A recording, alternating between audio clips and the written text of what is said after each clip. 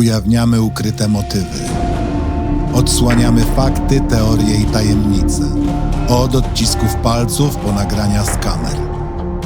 Zbrodnie zapomniane przez czas, ale nie przez nas. Kryminalne opowieści zabiorą cię w mroczną podróż w głąb ludzkiego umysłu, gdzie rodzi się zbrodnia. Andy Polański zaprasza.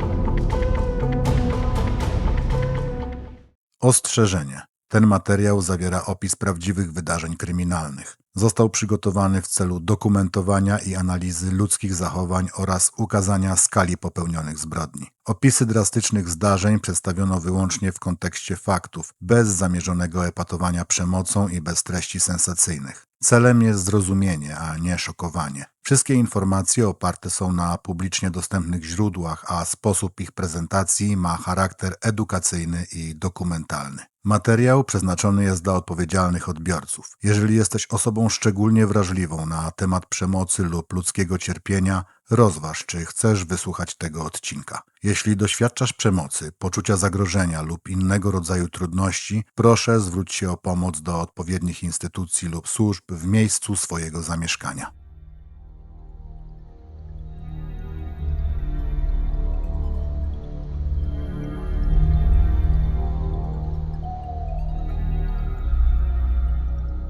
Daniel Berg i Marina Nilsson znali się od ponad 15 lat. Ich historia zaczęła się od randki w ciemno, spotkania zaaranżowanego przez osoby trzecie, bez wcześniejszej znajomości, bez długich rozmów i bez oczekiwań. Z czasem połączyła ich relacja, która przez kilka kolejnych lat przybierała różne formy. Bliskości, nadziei, rozczarowań i prób budowania wspólnej przyszłości. Po kilku latach ich drogi rozeszły się. Związek zakończył się, ale to nie był definitywny koniec ich relacji. Daniel i Marina nie zrywali kontaktu. Wbrew temu, co często dzieje się po rozstaniach, pozostali w relacji, którą sami określali jako przyjacielską. Od czasu do czasu spotykali się, rozmawiali, jakby przeszłość nigdy nie została w pełni domknięta. W sobotę 17 października 2015 roku Marina i Daniel znów znaleźli się razem, tym razem w jego mieszkaniu. Plan na ten wieczór był prosty i pozornie zupełnie zwyczajny. Film, wino, spokojna rozmowa, a może coś więcej. Nic, co mogłoby wzbudzić niepokój lub sugerować, że ta noc zapisze się w policyjnych raportach i aktach sądowych. A jednak, zanim noc dobiegła końca, wydarzyło się coś tak nieoczekiwanego, że późniejsze raporty policyjne i archiwa sądowe przez długi czas nie były w stanie jednoznacznie pojąć, co dokładnie się stało, ani dlaczego wszystko potoczyło się w taki sposób. To historia relacji, która nigdy nie została zamknięta. Historia emocji, napięć i decyzji podejmowanych w cieniu dawnych uczuć. Historia jednej nocy, po której nic już nie było takie samo. Aby zrozumieć, jak doszło do tych wydarzeń, musimy cofnąć się w czasie i lepiej poznać osoby znajdujące się w centrum tej sprawy. Zacznijmy zatem od Mariny. Marina Nilsson, nie jest to jej prawdziwe imię ani nazwisko. Wszystkie imiona i nazwiska użyte w tej historii zostały zmienione, aby chronić prywatność dzieci oraz rodzin związanych ze sprawą. Marina urodziła się w 1981 roku w miejscowości Hammerdal, położonej niedaleko Östersund, na północy Szwecji. Pierwsze lata życia spędziła z rodzicami oraz starszym bratem Rikardem. Hammerdal leży na północy Szwecji, w miejscu, gdzie zimy są długie, światło rzadkie, a cisza potrafi być przytłaczająca. To niewielka miejscowość otoczona lasami i jeziorami, gdzie natura dominuje nad codziennością, a ludzie uczą się nie zadawać zbyt wielu pytań. W takich miejscach wszystko wydaje się spokojne, uporządkowane, bezpieczne, przynajmniej na powierzchni. Ale to także przestrzeń, w której łatwo coś ukryć, emocje, tajemnice, krzywdy. Historie, o których się nie mówi, bo zbyt długo krążyły w zamkniętych kręgach. To tutaj dorastała Marina Nilsson i to tutaj zaczęła się droga, która wiele lat później doprowadzi do wydarzeń, których nikt nie potrafił wytłumaczyć. Marina była bardzo energicznym i pomysłowym dzieckiem. Od najmłodszych lat wykazywała inicjatywę, łatwo nawiązywała kontakty i miała wielu rówieśników wokół siebie. W okresie przedszkolnym była postrzegana jako pogodna, beztroska dziewczynka, dorastająca w poczuciu względnego spokoju i bezpieczeństwa. Ten stan rzeczy uległ gwałtownej zmianie, gdy Marina skończyła 6 lat. W jej bliskim otoczeniu znalazł się dorosły mężczyzna, który przekroczył granice zaufania i odpowiedzialności. Wykorzystał jej dziecięcą niewinność oraz brak zdolności do zrozumienia sytuacji, w jakiej się znalazła. Po pierwszym zdarzeniu zastraszył ją, grożąc poważnymi konsekwencjami wobec jej rodziny, jeśli kiedykolwiek komukolwiek o tym wspomni. Marina, sparaliżowana strachem, nie powiedziała nikomu. Sytuacja ta powtarzała się przez kolejne lata jej wczesnego dzieciństwa. Gdy dziewczynka była jeszcze bardzo młoda, sprawca w końcu zniknął z jej życia, pozostawiając ją samą z doświadczeniem, którego nie potrafiła nazwać ani zrozumieć. Specjaliści podkreślają, że doświadczenia naruszające granice dziecka mogą mieć długofalowe skutki niezależnie od wieku, w którym do nich doszło. Żadne dziecko nie jest psychicznie przygotowane na takie przeżycia, a brak wsparcia i zrozumienia często prowadzi do trudnych konsekwencji emocjonalnych i psychicznych. W wielu przypadkach osoba, która wyrządza krzywdę, jest znana dziecku, co dodatkowo komplikuje sytuację. Pojawia się wewnętrzny konflikt między lojalnością a poczuciem, że dzieje się coś niewłaściwego. Milczenie bywa wynikiem strachu przed wstydem, oceną, karą lub konsekwencjami zapowiadanymi przez dorosłego. U osób dorosłych, które w dzieciństwie doświadczyły takich naruszeń, często obserwuje się obniżone poczucie własnej wartości, trudności w budowaniu relacji, brak zaufania oraz zaburzenie postrzegania bliskości i bezpieczeństwa. Niekiedy konsekwencje te bywają bardzo głębokie i destrukcyjne. Kluczowym czynnikiem pomagającym poradzić sobie z podobnymi doświadczeniami jest obecność wspierającej osoby, rodzica, opiekuna lub kogoś bliskiego, kto potrafi zauważyć cierpienie i zareagować.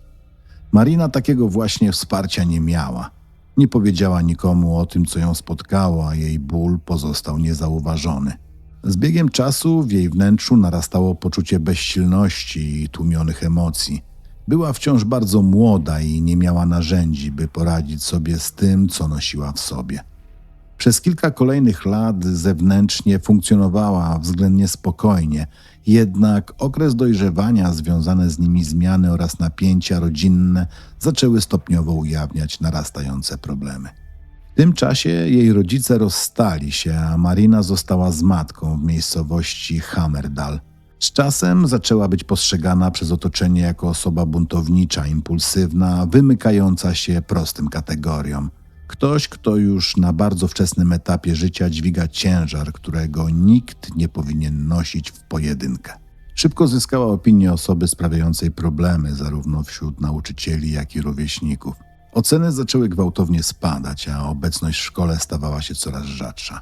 Zamiast tego Marina coraz częściej jeździła do pobliskiego Östersund, gdzie spędzała czas ze starszymi znajomymi. Jej ojciec zeznał później policji, że wiedział o dorosłym mężczyźnie z okolic Hammerdal, z którym Marina i inne młode dziewczyny miały regularny kontakt. Mężczyzna ten zajmował się tworzeniem rzeźb z gliny i wykorzystywał swoją pozycję, namawiając nieletnie do pozowania pod pretekstem pracy artystycznej. Z relacji ojca wynikało, że dochodziło tam do poważnych naruszeń granic i wykorzystywania zaufania młodych osób. Relacje Mariny z matką w tym czasie były bardzo napięte. Ciągłe konflikty o szkołę, godziny powrotów do domu i towarzystwo, w jakim się obracała, doprowadziły do sytuacji, w której uznano, że dalsze wspólne mieszkanie jest niemożliwe. Wkrótce po ukończeniu 14 lat Marina spakowała swoje rzeczy i opuściła dom rodzinny, przeprowadzając się do ojca, do niewielkiej miejscowości Früssen. Po 2 latach wyjechała ponownie, tym razem do Östersund, gdzie rozpoczęła naukę w szkole średniej. Zamieszkała w mieszkaniu dzielonym z 2 koleżankami. Po raz pierwszy była niemal całkowicie niezależna. Kontrola ze strony rodziców praktycznie zniknęła, a jej styl życia stał się jeszcze bardziej chaotyczny. Pojawiły się drobne konflikty z prawem. W jednym z przypadków została przyłapana na kradzieży sklepowej i przesłuchana przez policję. Östersund nie jest dużym miastem, a jej reputacja zbuntowanej, gniewnej nastolatki była tam powszechnie znana. Po około 6 miesiącach wspólnego mieszkania jedna z współlokatorek chciała mieć mieszkanie tylko dla siebie na jeden wieczór. Aby usunąć problem, Marina została umówiona na randkę w ciemno. Tak poznała Daniela Berga, znajomego chłopaka, partnera w swojej współlokatorki. Daniel był od niej starszy o 9 lat i niedawno zakończył związek z kobietą o imieniu Sara. Tego wieczoru wszystko przebiegało zaskakująco dobrze. Spotkanie przerodziło się w kolejne, a znajomość trwała przez pewien czas, zanim oboje zdecydowali się ją zakończyć. Powody tej decyzji okażą się istotne później, ale zanim do nich wrócimy, warto przyjrzeć się tym razem Danielowi. Daniel Berg urodził się w 1972 roku. Jego rodzice rozstali się krótko po jego narodzinach. Miał starszego brata, Erika Berga. Po rozwodzie podjęto nietypową decyzję, bracia zostali rozdzieleni. Erik zamieszkał z ojcem, natomiast Daniel pozostał z matką. Gdy Daniel miał 3 lata, jego matka związała się z nowym partnerem, Madsem Carlsonem. Relacja między nimi układała się poprawnie, a z czasem Daniel zaczął traktować Madsa jak ojca, ponieważ jego biologiczny rodzic był w jego życiu praktycznie nieobecny. Daniel był postrzegany jako atrakcyjny i charyzmatyczny człowiek. Łatwo nawiązywał kontakty, był pełen energii i niemal zawsze coś organizował, co czyniło go popularnym wśród swoich znajomych. W dorosłym życiu zdiagnozowano u niego ADHD, zaburzenie objawiające się m.in. trudnościami z koncentracją, impulsywnością oraz nadmierną aktywnością, co często wpływało na jego relacje i podejmowane decyzje. Daniel Berg, dorastając, nie był świadomy prawdziwych przyczyn swoich trudności. Wiedział jedynie, że nie potrafi się ustatkować ani w codziennym życiu, ani w relacjach z ludźmi. Skupienie się na jednym celu, jednej drodze czy jednej osobie zawsze sprawiało mu ogromny problem. W ostatnim roku szkoły średniej Daniel zakochał się w dziewczynie, z którą doczekał się dziecka. W 1992 roku na świat przyszła jego pierwsza córka, Nora. Daniel miał wtedy zaledwie 20 lat. Bardzo szybko okazało się jednak, że nie jest gotowy na odpowiedzialność, jakiej wymagało ojcostwo. Związek się rozpadł, a kontakt z córką niemal całkowicie się urwał. Ta utrata ciążyła mu przez lata. Daniel pragnął relacji z Norą, ale styl życia, który prowadził i chaos, z którym się zmagał, skutecznie to uniemożliwiały. W wieku 22 lat związał się z kobietą o imieniu Sara. Relacja szybko nabrała intensywności, a Daniel, kierując się impulsem, zaproponował wspólne zamieszkanie. Ich związek był burzliwy. Daniel żył w ciągłym ruchu, potrzebował bodźców i towarzystwa. Sara szukała stabilizacji i spokoju. Różnice te prowadziły do częstych konfliktów, które z czasem przerodziły się w frustrację i narastający gniew. Po kilku latach wspólnego życia na świat przyszła ich córka, Julia. Mimo narodzin dziecka problemy nie zniknęły. Daniel coraz częściej znikał, a w jego życiu ponownie pojawiła się Marina. Ich relacja miała charakter potajemny i niestabilny. Była kolejnym dowodem na to, że Daniel nie potrafił dokonywać trwałych wyborów. Sara w końcu odkryła, że Daniel utrzymywał kontakty z innymi kobietami. Marina była tylko jedną z nich. Mimo tego Sara zdecydowała się pozostać w związku, głównie z myślą o Julii i potrzebie zachowania rodziny. Marina natomiast coraz wyraźniej zmagała się z własnymi problemami. Niosła w sobie ciężar dawnych doświadczeń i próbowała zagłuszyć emocjonalny ból alkoholem oraz destrukcyjnymi relacjami. Była kobietą w kryzysie, zagubioną, niestabilną i coraz bardziej samotną. Gdy Marina miała 21 lat, poznała mężczyznę o imieniu Oliver. Była już zmęczona niekończącymi się romansami i coraz wyraźniej odczuwała niechęć wobec tego, w jaki sposób Daniel traktował Sarę oraz ich córkę Julię.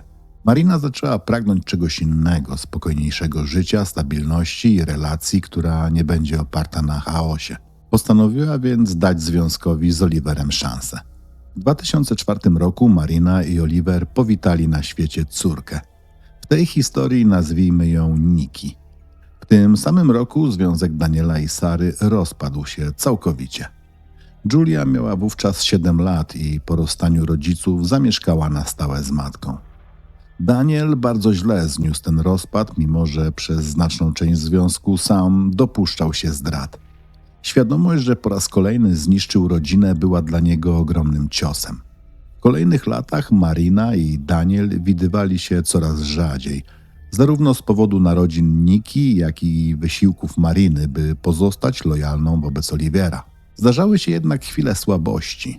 Kiedy Marina wychodziła ze znajomymi i piła alkohol, czasem dzwoniła do Daniela i spotykali się. Było jednak jasne, że te kontakty nie mają już większego znaczenia ani przyszłości. Gdy Daniel ponownie został sam, a Marina była niedostępna emocjonalnie, jego życie zaczęło się gwałtownie rozpadać. Dodatkowym ciosem była śmierć jego matki w tym samym roku. Daniel był z nią bardzo związany, a jej odejście głęboko nim wstrząsnęło. Od lat nadużywał alkoholu, jednak po tych wydarzeniach sięgnął po twardsze substancje, narkotyki i leki. Aby finansować swoje uzależnienie, zaczął handlować narkotykami, kradł samochody i włamywał się do domów w okolicach Östersund. Jego życie wymknęło się całkowicie spod kontroli. W tym samym czasie relacje Mariny i Olivera zaczęły się lekko chwiać. Nadużywanie alkoholu przez Marinę, jej depresja oraz niewierność wystawiały związek na ogromną próbę.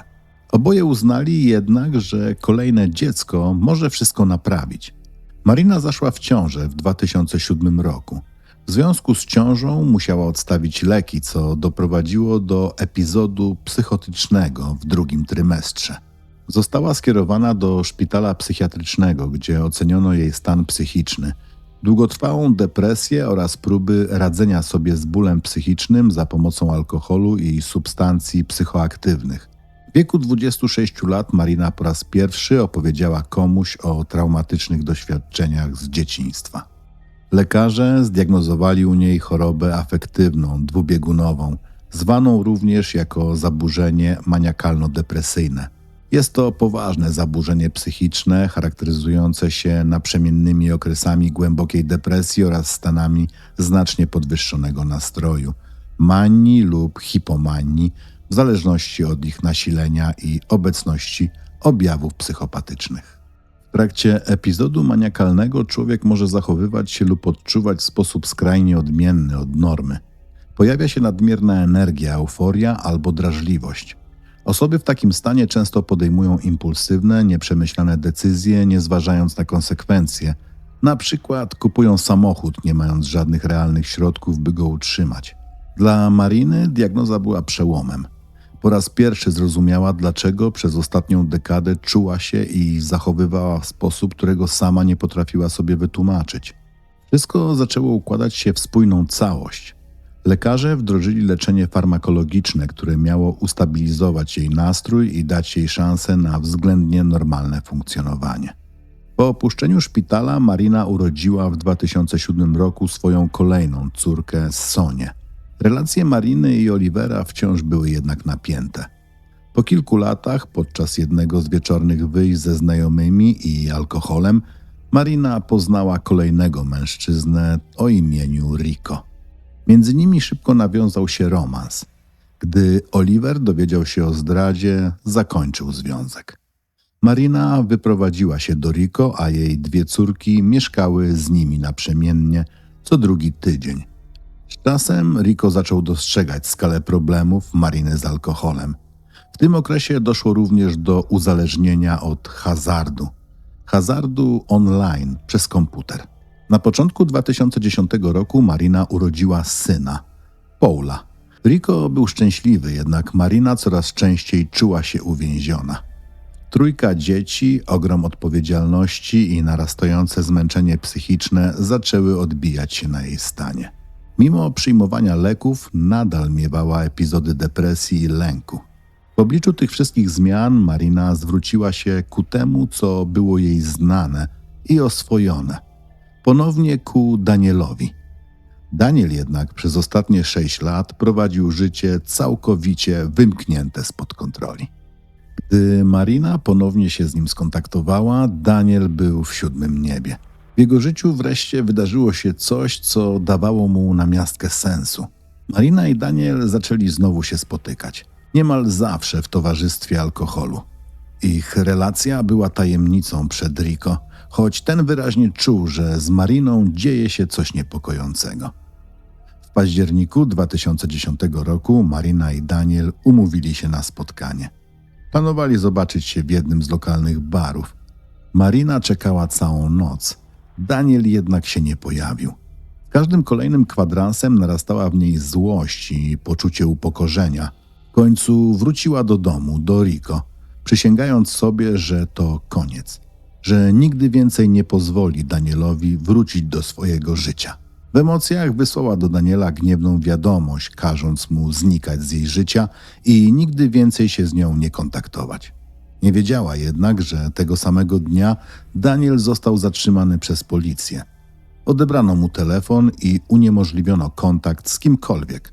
Postawiono mu kilka zarzutów związanych z przestępstwami narkotykowymi, a następnie skazano na 2 lata pozbawienia wolności. Marina kontynuowała życie z Rico i z dziećmi. Poczucie porzucenia przez Daniela pogłębiło jej problemy z alkoholem i hazardem. Nadal nie pracowała zawodowo, a jej stan psychiczny stopniowo się pogarszał. W 2011 roku ponownie dotarła do punktu krytycznego. Rico dbał o swoje ciało. Regularnie chodził na siłownię, trenował, trzymał się rutyny. Paradoksalnie to właśnie jego styl życia stał się dla Mariny impulsem do zmian. Była zmęczona depresją i skutkami ubocznymi leczenia choroby efektywnej dwubiegunowej. Codziennie przyjmowała aż 10 różnych leków. Wtedy podjęła radykalną decyzję. Zaczęła codziennie ćwiczyć na siłowni, a po kilku miesiącach bez konsultacji odstawiła wszystkie leki. Zapisała się na kursy, zdobyła kwalifikacje i zaczęła pracować jako trenerka personalna. W ciągu roku znalazła dodatkowo zatrudnienie jako asystentka osobista, pracując nocami i w weekendy, a w ciągu dnia prowadząc treningi. W 2012 roku Daniel wyszedł z więzienia. Opiekę nad nim przejęli jego ojczym i jego żona. Zapewnili mu mieszkanie w budynku, który należał do nich. Później zeznali policji, że zrobili to, aby mieć go na oku i dopilnować, by był trzeźwy, a także dlatego, że chcieli, by był blisko wnuków. Rodzice jego mieszkali na parterze, a Daniel piętro wyżej. Świeżo po wyjściu na wolność Daniel próbował odnaleźć się na nowo. Zapisał się na siłownię, tę samą, w której pracowała Marina. Ich ponowne spotkanie było silnie emocjonalne. Od tamtej chwili zaczęli spędzać ze sobą coraz więcej czasu. Relacja Mariny z Rico rozpadła się ostatecznie. Rico wystąpił o wyłączną opiekę nad dziećmi, jednak po rozprawie sądowej ustalono opiekę naprzemienną. Życie Mariny, które przez moment wydawało się stabilne i uporządkowane, ponownie zaczęło zmierzać w niebezpiecznym kierunku. Marina ponownie zaczęła pić w sposób destrukcyjny, a jej problemy z hazardem nasiliły się po kolejnej bardzo ostrej kłótni z Rico dotyczącej opieki nad dziećmi. Emocjonalne napięcie osiągnęło punkt krytyczny. W stanie głębokiego kryzysu Marina podjęła próbę odebrania sobie życia. Mimo że dzieci spały w domu, zażyła wszystkie leki, jakie znalazła w szafkach, popijając je dużą ilością alkoholu. Zanim straciła przytomność, zadzwoniła do swojego brata i powiedziała mu, co zrobiła. Brat natychmiast skontaktował się z Rico, który mieszkał w pobliżu. Rico przyjechał na miejsce i znalazł Marinę nieprzytomną na podłodze w kuchni. Na szczęście dzieci nie obudziły się w trakcie całego zdarzenia. Brat Mariny zdążył już wezwać pomoc i karetka przywiozła ją do szpitala. Lekarze przeprowadzili intensywne leczenie, ratując jej życie. Marina przeżyła. To wydarzenie stało się dla niej momentem przełomowym, kolejnym momentem przełomowym w życiu. Zrozumiała, że nie poradzi sobie sama i że potrzebuje realnego wsparcia. Skontaktowała się ze swoim ojcem. Ich relacje nigdy nie były bliskie, ale wiedziała, że w sytuacji kryzysowej nie zostanie odrzucona. Po raz pierwszy zebrała się na odwagę, by poprosić go o pomoc finansową. Jej zadłużenie przekraczało 120 000 koron szwedzkich. ojciec spłacił całą tą kwotę.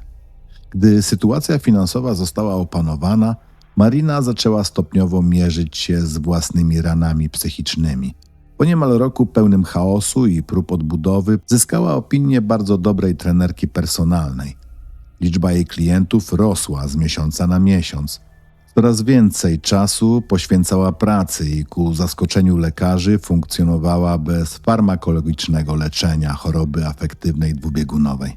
Specjaliści nie kryli zdumienia, obserwując, że radzi sobie tak dobrze bez leków. Wieść o tym, że Marina próbuje regulować sobie zdrowie psychiczne poprzez intensywną aktywność fizyczną i zdrowy styl życia, rozeszła się poza jej rodzinne okolice. Skontaktowała się z nią dziennikarka magazynu Revenche, tytułu, który można przetłumaczyć jako powrót lub odbicie się od dna. Redakcja chciała opowiedzieć jej historię. W artykule opublikowano m.in. następujący cytat z Mariny. Kiedy regularnie trenujesz, naturalnie zaczynasz zwracać uwagę na to, co jesz. A jeśli jesz regularnie w ciągu dnia, stabilizujesz poziom cukru we krwi. To wszystko jest ze sobą połączone. Śpię coraz lepiej, odkąd codziennie trenuję tak intensywnie.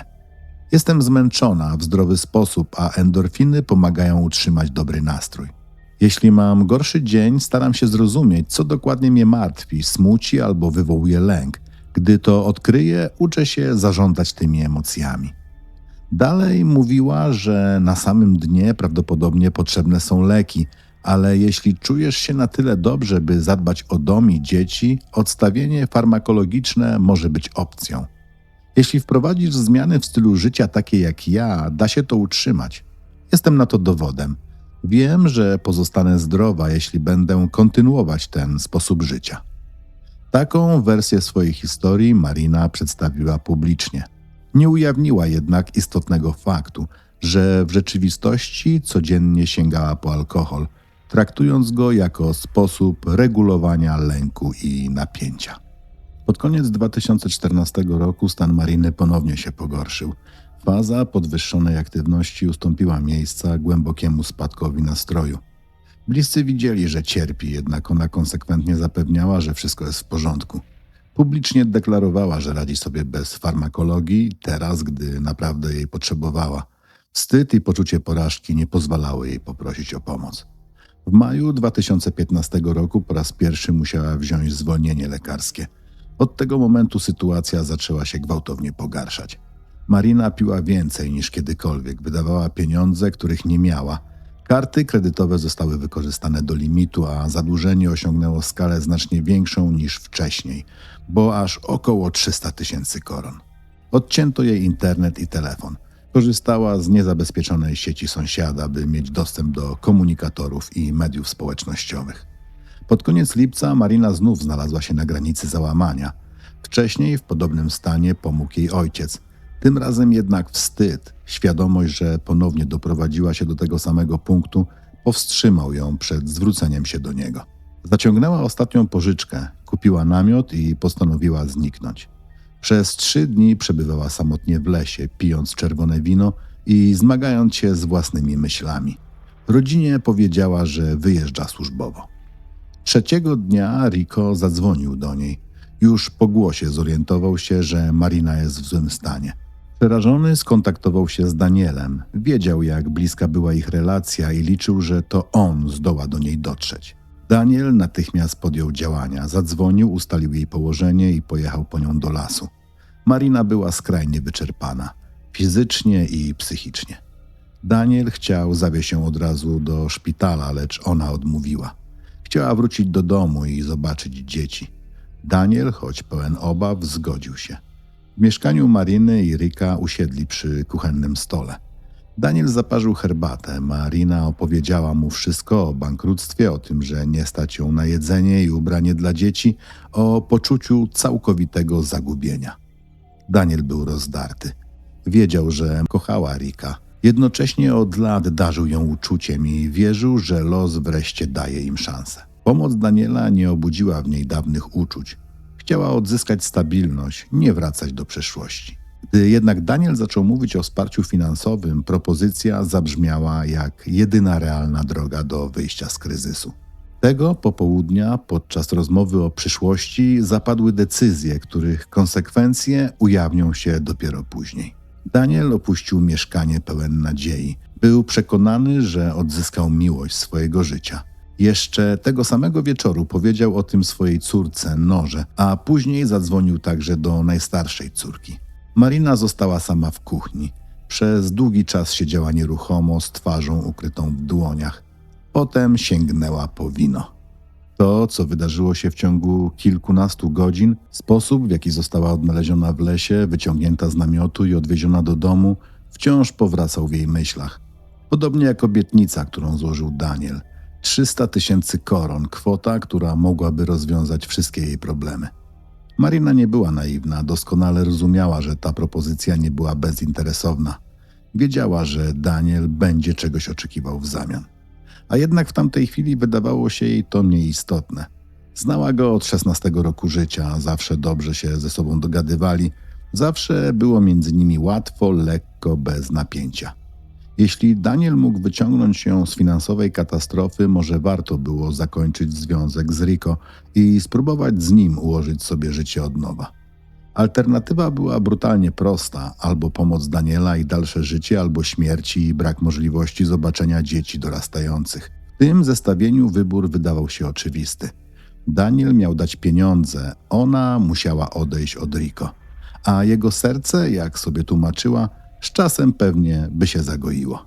Następnego dnia Daniel obudził się pełen energii i niemal zbiegł po schodach do mieszkania swojego ojczyma i jego partnerki. Poprosił ich o pożyczenie walizki. W pracy nie krył już niczego.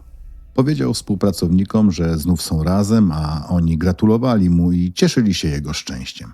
W sierpniu i wrześniu Marina i Daniel spędzali ze sobą niemal każdy dzień, głównie w jego mieszkaniu. Formalnie jednak jeszcze razem nie zamieszkali. Rico wciąż przebywał na zagranicznej trasie koncertowej, a Marina nie chciała kończyć związku przez telefon. Powiedziała Danielowi, że porozmawia z nim i zakończy wszystko, kiedy wróci ze Stanów Zjednoczonych. Tymczasem za każdym razem, gdy pytała Daniela o obiecane pieniądze, ten unikał odpowiedzi. Zbywał ją wymówkami, zmieniał temat, odkładał rozmowę na później. Marina piła od rana do nocy, także wieczorami, gdy Daniel wracał z pracy. Lekarz przepisywał jej tabletki nasenne, gdy skarżyła się na lęk, bezsenność i brak sił, by wrócić na siłownię z powodu depresji. Rachunki wciąż przychodziły, ale przestawała je otwierać. Jedyną myślą, która pozwalała jej funkcjonować, była wizja pieniędzy od Daniela. Czekała tygodniami, uspokajając się, że to tylko kwestia czasu, jednak na początku października musiała przyznać przed samą sobą to, czego najbardziej się bała. Te pieniądze nigdy nie nadejdą. Daniel ją okłamał. Poczuła wstyd, upokorzenie i gniew. Była bliska zerwania z Rico dla czegoś, co okazało się złudzeniem. To właśnie wtedy w jej głowie zaczęło się rodzić coś znacznie mroczniejszego. W jej myślach jeden człowiek powracał wyjątkowo często. Relacje z nim były pełne sprzeczności, niedopowiedzeń i poczucia krzywdy, które narastało przez lata. Marina nie potrafiła już oddzielić przeszłych emocji od teraźniejszości. Wszystko zaczęło zlewać się w jedno: żal, gniew, wstyd i strach przed przyszłością.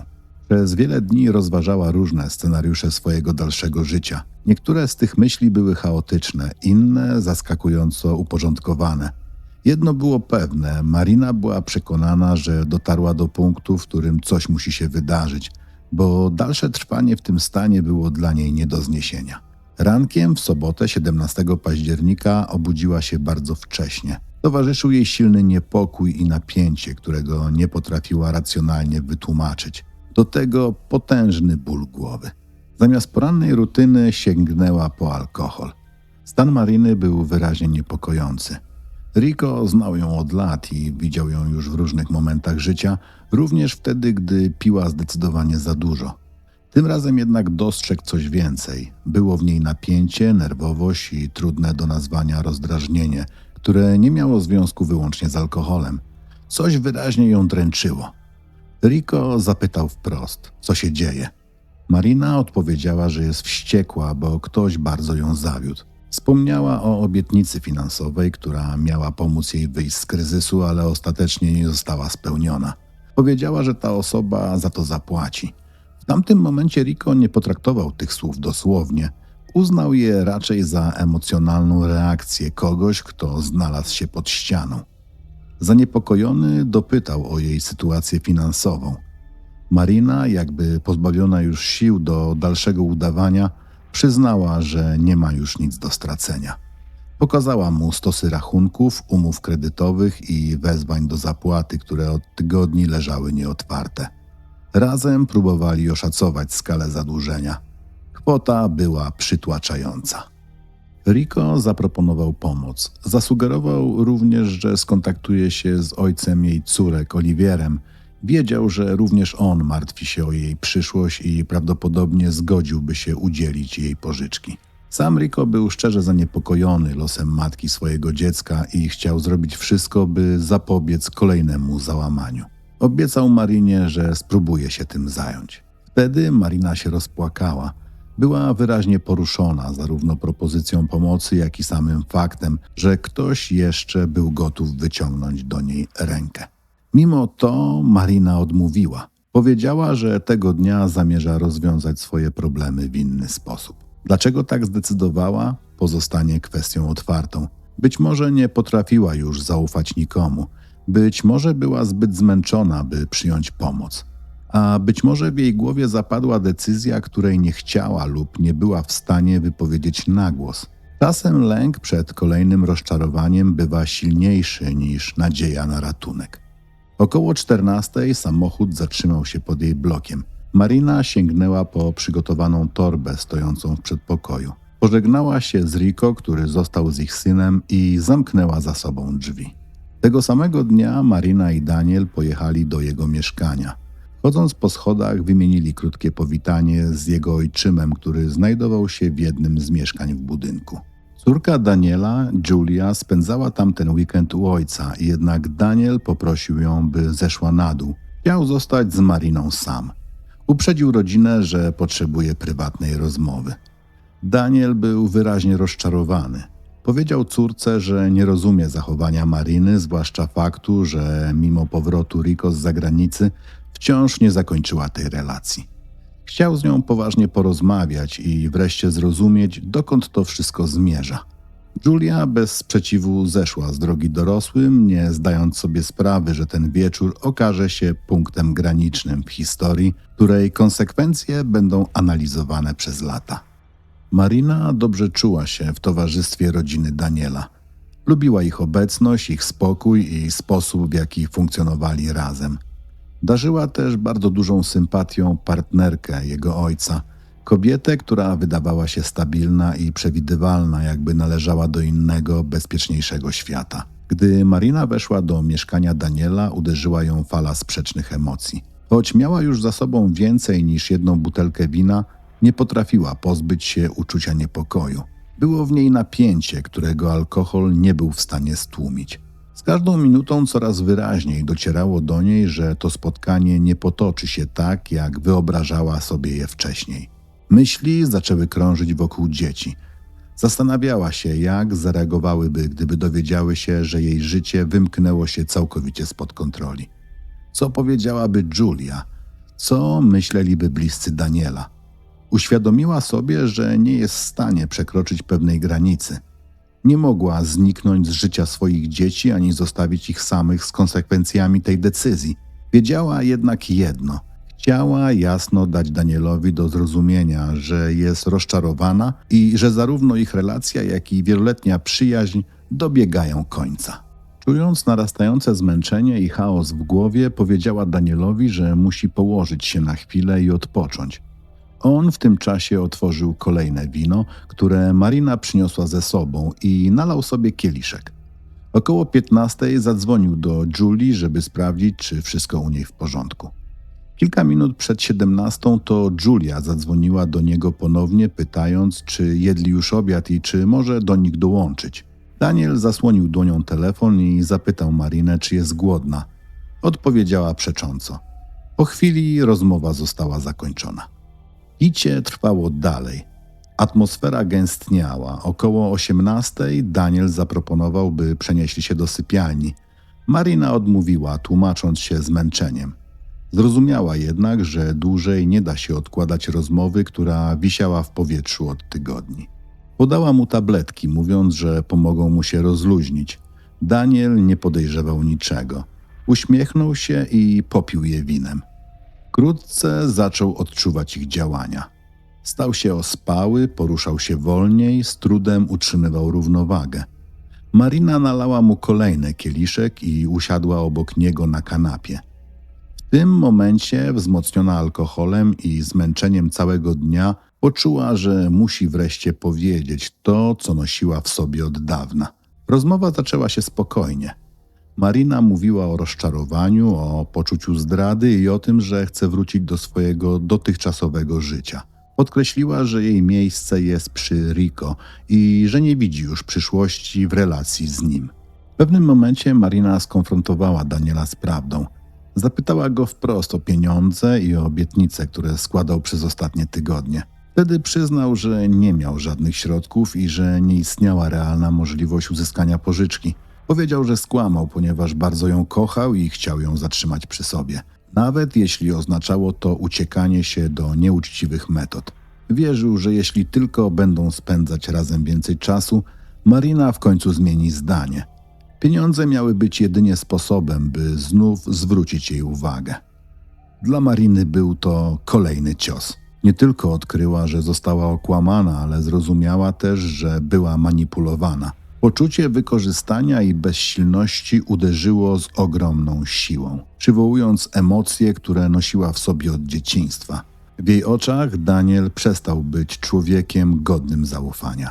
Między nimi doszło do gwałtownej kłótni. Daniel, zdając sobie sprawę, że sytuacja wymknęła się spod kontroli, postanowił wyjść do przedpokoju, chcąc dać Marinie przestrzeń i czas na uspokojenie emocji. Był wyraźnie osłabiony i zdezorientowany. Chciał się ubrać i opuścić mieszkanie, zarówno po to, by zakończyć konflikt, jak i dać Marinie się po prostu uspokoić. Z jego perspektywy sytuacja wymknęła się spod kontroli, a dalsza rozmowa nie miała sensu. W tym momencie Marina została sama w kuchni. Według ustaleń śledczych sięgnęła tam po nóż. Była w stanie silnego wzburzenia emocjonalnego, mieszaniny gniewu, poczucia zdrady i narastającej depresji. To była chwila, w której impulsywność wzięła górę nad racjonalnym myśleniem. Chwilę później podeszła do Daniela, który znajdował się jeszcze w przedpokoju. Zaskoczony i osłabiony wcześniejszym spożywaniem alkoholu oraz lekami, nie był w stanie zareagować w porę. Doszło do gwałtownego ataku, który zakończył się dla niego tragicznie. Po wszystkim w mieszkaniu zapadła cisza. Marina pozostała na miejscu w stanie szoku, stopniowo uświadamiając sobie, że wydarzyło się coś nieodwracalnego. Nie próbowała uciekać ani ukrywać zdarzenia. Zamiast tego sięgnęła po telefon, wiedząc, że konsekwencje będą nieuniknione. Na miejsce zdarzenia natychmiast skierowano policję. Pierwsi funkcjonariusze dotarli do mieszkania o godzinie 20:45. Chwilę później przyjechał również zespół ratownictwa medycznego. Ratownicy zastali Daniela leżącego na podłodze w przedpokoju w rozległej kałuży krwi. Z dokumentacji medycznej oraz ustaleń śledczych wynikało, że Daniel odniósł liczne rany kłute, zadane ostrym narzędziem. Obrażenia znajdowały się głównie w okolicach pleców oraz klatki piersiowej. Jedna z ran spowodowała poważne uszkodzenie dużego naczynia krwionośnego, co doprowadziło do gwałtownego, masywnego krwotoku. Bezpośrednią przyczyną śmierci była duża utrata krwi, prowadząca do wstrząsu krwotocznego. O godzinie 21:10 Daniel został przewieziony na szpitalny oddział ratunkowy. Obrażenia miały charakter śmiertelny i mimo szybkiej interwencji służb ratunkowych nie istniała realna możliwość uratowania mu życia. W tym samym czasie Marina została zatrzymana przez policję. Badania toksykologiczne wykazały, że poziom alkoholu we krwi Daniela wynosił 1 promil, czyli 0,1%. Stwierdzono również obecność zopiklonu, leku nasennego stosowanego w leczeniu bezsenności oraz diapezanu. Krew Mariny przebadano tej nocy również.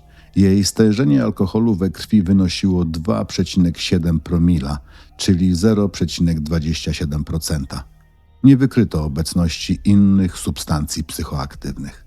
Dla lepszego zrozumienia, czym jest poziom 2,7 promila alkoholu, warto przytoczyć ogólne medyczne opisy wpływu alkoholu na organizm.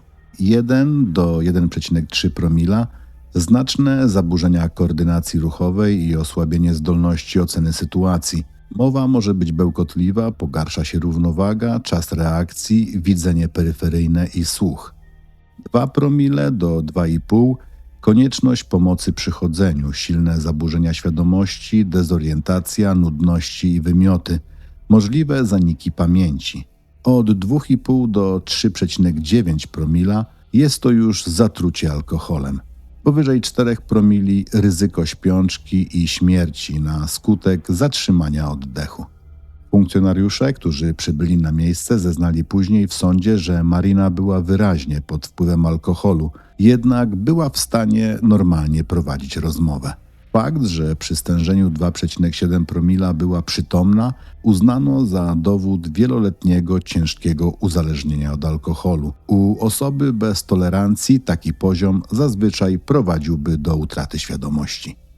Marina została ostatecznie uznana za winną zabójstwa Daniela. Przeprowadzone badania psychiatryczne wykazały, że cierpiała nie tylko na chorobę afektywną dwubiegunową, ale również na osobowość borderline, znaną także jako osobowość chwiejnie-emocjonalną. Jest to długotrwały wzorzec zaburzeń charakteryzujących się niestabilnymi relacjami interpersonalnymi, zaburzonym obrazem siebie oraz gwałtownymi wahaniami emocji. Często towarzyszą mu zachowanie ryzykowne, autoagresja, poczucie pustki oraz silny lęk przed porzuceniem. W toku postępowania oraz późniejszych opinii biegłych wielokrotnie powracano do doświadczeń z wczesnego dzieciństwa Mariny. Z dokumentacji i zeznań wynikało, że w bardzo młodym wieku była ofiarą przemocy seksualnej. Tego rodzaju trauma, szczególnie doświadczona w okresie, gdy osobowość i mechanizmy regulacji emocji dopiero się kształtują, może mieć długofalowe konsekwencje dla zdrowia psychicznego. Specjaliści podkreślają, że wczesne molestowanie seksualne znacząco zwiększa ryzyko rozwoju zaburzeń afektywnych, zaburzeń osobowości oraz problemów z regulacją emocji. U osób z taką historią częściej obserwuje się skrajne reakcje emocjonalne, trudności w relacjach, silny lęk przed odrzuceniem oraz impulsywność, szczególnie w sytuacjach stresu, poczucia zdrady lub utraty kontroli. W przypadku Mariny te wczesne doświadczenia nałożyły się na zdiagnozowaną chorobę efektywną dwubiegunową. Dodatkowo przez wiele lat jej podstawowym mechanizmem radzenia sobie z napięciem psychicznym był alkohol. Nadużywanie alkoholu zamiast łagodzić objawy pogłębiało zarówno stany depresyjne, jak i epizody impulsywne, zaburzając ocenę rzeczywistości i obniżając zdolności kontroli i zachowania. Szczególnie istotnym czynnikiem było również samodzielne odstawienie leków stabilizujących nastrój. Choć w okresie intensywnej aktywności fizycznej Marina deklarowała poprawę samopoczucia, brak farmakoterapii przy jednoczesnym piciu alkoholu prowadzi do narastania wahań nastroju, stanów lękowych oraz epizodów głębokiej depresji. Eksperci zgodnie wskazywali, że połączenie nieprzepracowanej traumy z dzieciństwa, choroby psychicznej, uzależnienia od alkoholu oraz braku leczenia farmakologicznego stworzyło stan skrajnej niestabilności emocjonalnej. W takim stanie Marina coraz częściej reagowała impulsywnie, a jej zdolność do racjonalnej oceny sytuacji była poważnie ograniczona, zwłaszcza w momentach silnego stresu emocjonalnego. Sąd po przeanalizowaniu materiału dowodowego oraz opinii biegłych psychiatrów uznał Marinę za winną zabójstwa Daniela.